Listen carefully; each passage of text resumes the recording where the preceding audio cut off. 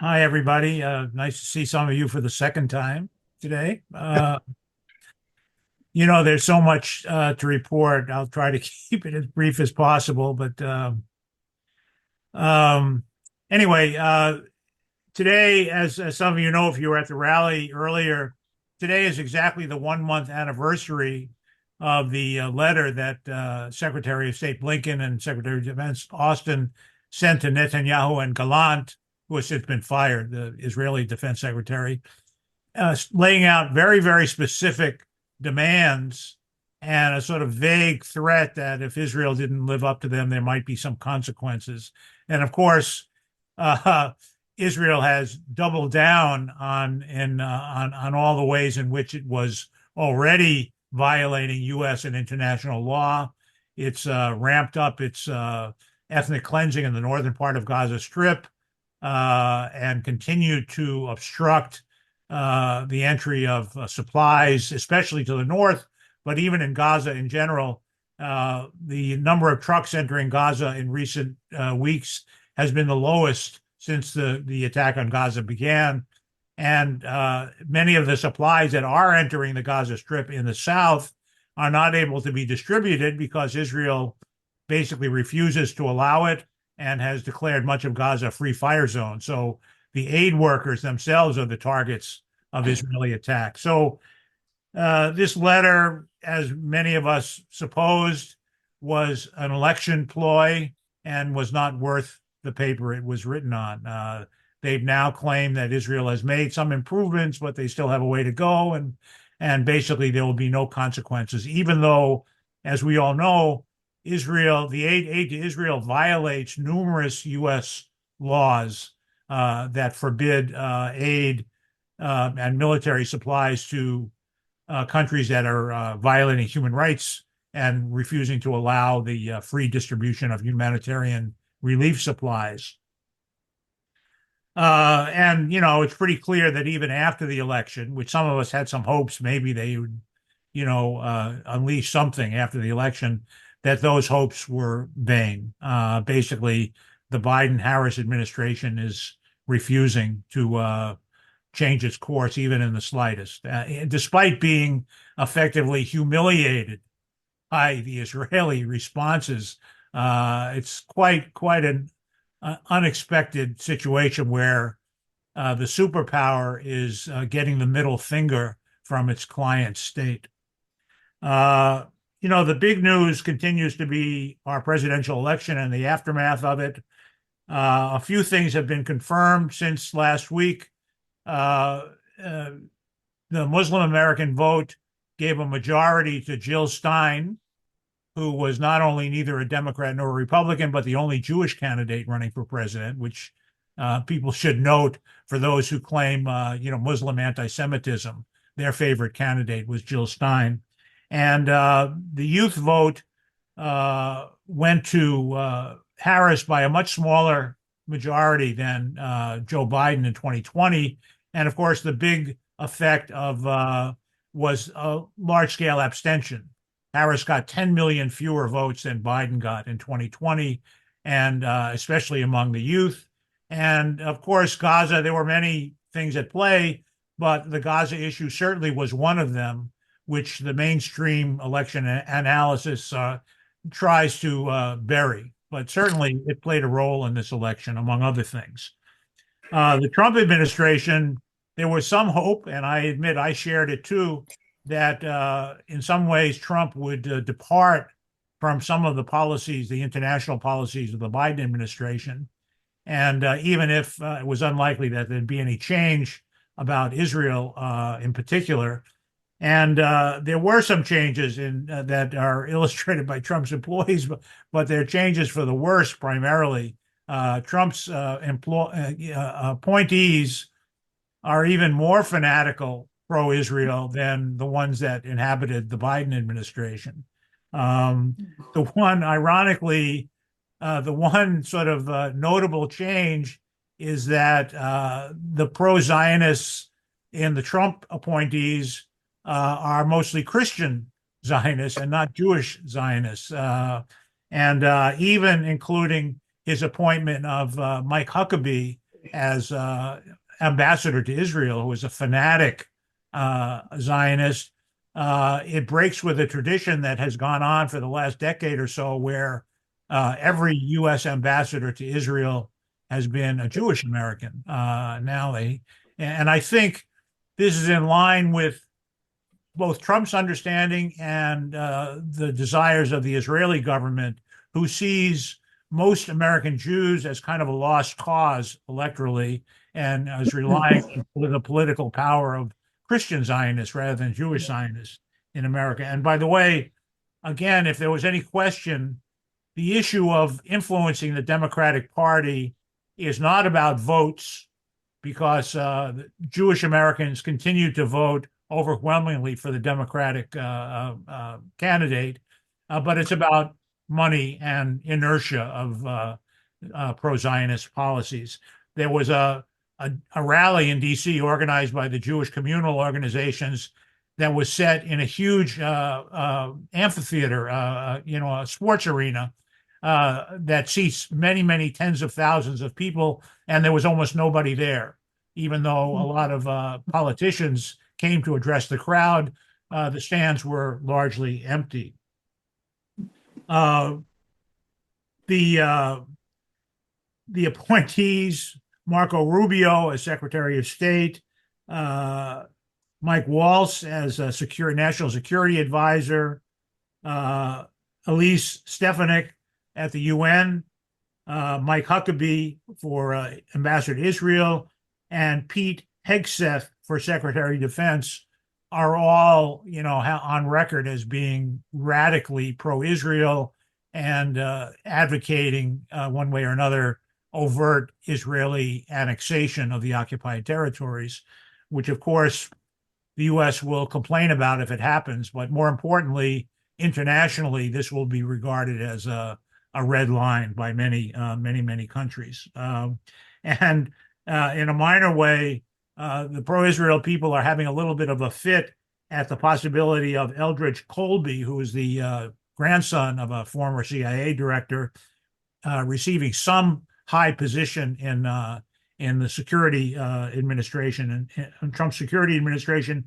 He is supposedly soft on Iran, which is a way of translating that he thinks China is the main enemy and we need to sort of conserve our forces and sort of be a little lower key in the Middle East. You all followed the entirely fake story about the anti-Jewish pogrom in Amsterdam.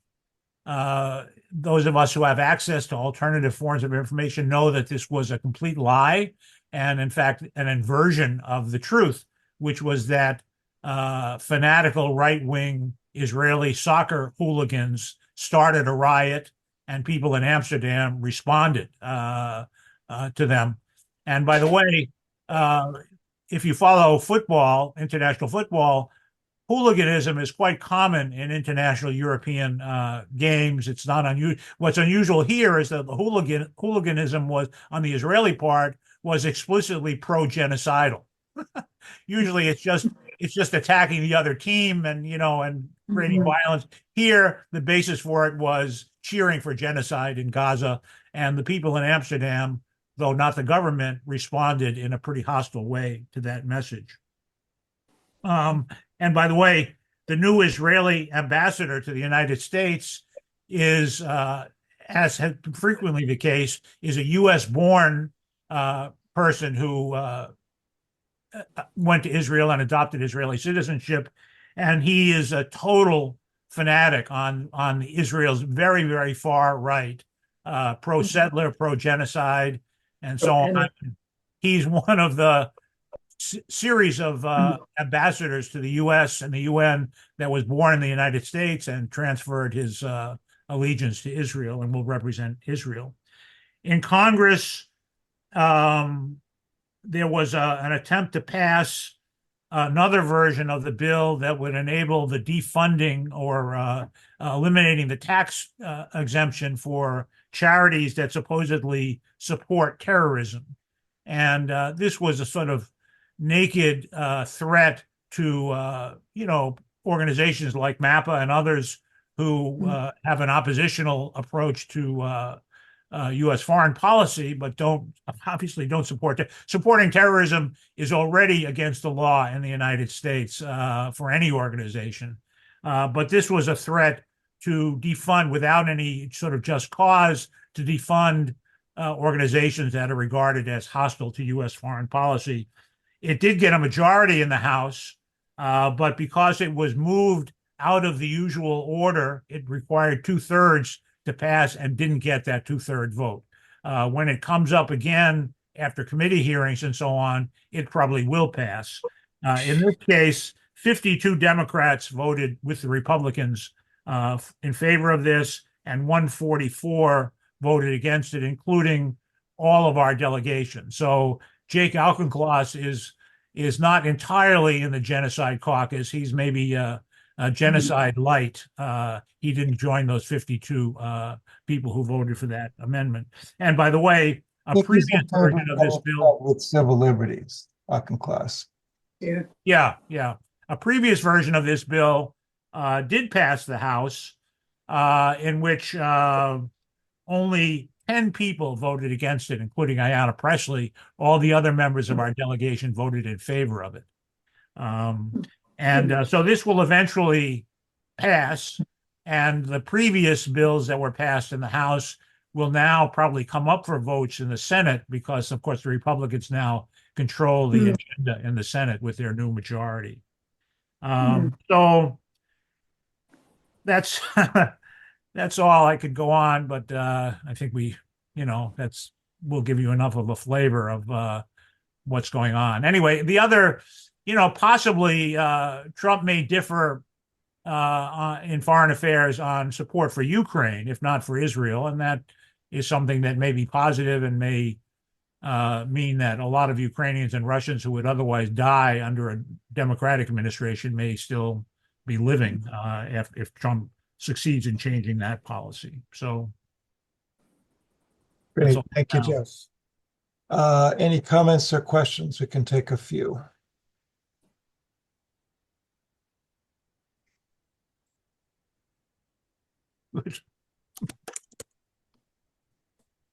Paul Shannon, Keating did not vote on that bill, so he was the only member of our delegation that didn't vote against it, and he probably would have voted against it, given who else voted no, but he was not present. Jeff, were there significant differences between the two versions of the bill? I don't know. I didn't read the text very carefully. It just, my understanding was that it was pretty much the same as the bill that passed previously. There was other stuff in the previous bill, but only the squad voted no last time, and including Pressley. I didn't know a previous one had passed. Yeah. Got a few hands up. Wendy? I was wondering, can you hear me okay? Yes. Okay.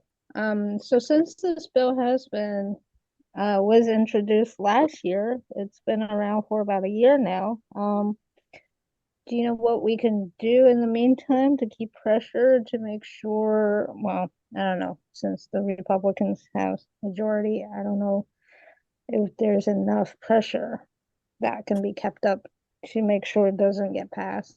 But yeah, the bill number is HR 9495 for anyone who wants to look it up and see who co-sponsored it and so on. So should we keep calling about that, or should we wait? Well, there were various alerts that went out, not from MAPA, but from all kinds of other organizations that, so, I guess probably worthwhile waiting to see what the Republicans going to do to bring it up again. It would have to go through a longer process. But it would definitely get a majority regardless. Like I said, it needed 2/3 because it was done outside of the normal order of business. Might be able to filibuster in the Senate. Jill?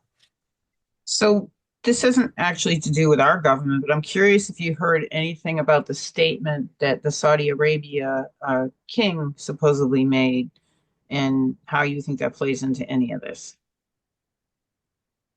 Yeah, so this idea of normalization between Saudi Arabia and Israel is essentially dead. So the negotiations are going on separately to make some kind of deal between the U.S. and Saudi Arabia, separate from normalization with Israel. And whether that will happen or not is hard to know. Saudi Arabia has also made pretty strong statements condemning the Israeli attack on Iran, which is pretty significant. So uh, I think the new version of the Abraham Accords is effectively dead for the foreseeable future. Good. Thanks. Thanks. Dottie? Yeah, quick. Two quick things. Did you cover the JRD? I didn't. Okay, and I know Medea Benjamin made us promise call every day. I've been doing it anyway. I never get anybody, but and I just and just positive, like, did Kucinich get elected? And most of the squad who were attacked, I know Cory Bush is already out. Anyway, any positive news on the Senate or House? People who we would support, like Kucinich. Yeah, quick. Don't know.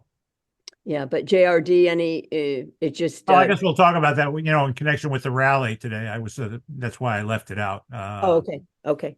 Yeah, that's coming up next. Paul? Oh, okay. Yeah, Jeff, I wonder if you had any sources on the Amsterdam story to send around. I've seen a few. Of course, Jeff Jacoby had his op-ed piece today, saying this is the beginning of pogroms against course. Jews everywhere. Yeah. I mean, I guess you have to follow social media and different sources. There's a ton. That article you sent around did summarize a lot of the evidence that was posted on Twitter by Moam Rabbani. There's tons of stuff around, and basically, the whole narrative by Israel and its supporters has been debunked for anyone who doesn't have their brains scrambled, which omits a lot of our public officials, most of our public officials. Right. So, the sad thing is how quickly Israel was able to promote its narrative and how quickly all the powers that be got in line to cheer for it. I mean, that's really chilling to me. Right. That's worse than, what actually happened is how quickly people bent the knee to the Israeli narrative. Biden, the king of Holland, and every other, big shot international figure immediately condemned this anti-Semitic attack, which was fake. Yeah. And Fake there news. was a little bit better article in the Times today on it, where there's a report by the mayor of Amsterdam, in which some of the accurate information starts to sneak through. But this is the way the news cycle works for the establishment. Once they sort of get it out, the version out, and later on it's debunked a little bit here and there, it doesn't change the effect of the first version. And that's they're very practiced in that and have a lot of tools and influence to be able to do that. And this is a prime example of how pro-Israeli propaganda works and how effective it is. Yeah, that's what they do. The highbrow sources like the Times after a week, have a article that quotes some of the details, but by that time the narrative has been established. Right. Wendy. I think, I mean, for people who have social media, if all of us have social media, when the New York Times or the Guardian or, more Western news sources, because people are going to look at Al Jazeera, especially if they're not used to Al Jazeera, they're not going to trust Al Jazeera, unfortunately. So, like I said, the Guardian had put the facts at the very bottom of their article on the 9th of November, but by the 11th, they put it further up in some of their newer articles. Harrods actually wrote something, but because they're more behind a paywall now, it's a little bit difficult to get to. But if you do see these news sources, the Western media news sources, even Israeli news sources, that 972 is a good 972 magazine is a magazine that's established by both Israeli and Palestinian journalists. So they're pretty they're pretty even-handed. So, but again, they're not as well known. So if you do have social media and if you do see an article that is quoting the correct information, share them. Share them, encourage other people to share them. This is citizen journalism, or at least citizen sharing is what we can do, even if it comes later. But we can do that. We can keep doing that, if nothing else, to change the algorithms that are working against us, at least.